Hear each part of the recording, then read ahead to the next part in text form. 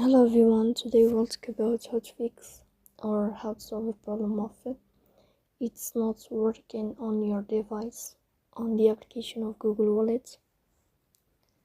You will click on settings.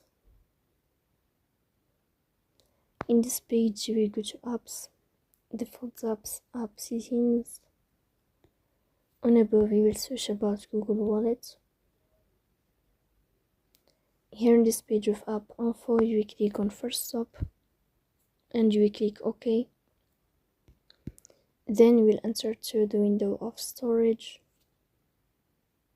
Here you will click on clear cache, but pay attention, don't click clear data because that can delete your account. Then you can turn on your airplane mode and you can turn off your airplane mode again to fix that problem. So please don't forget to support us.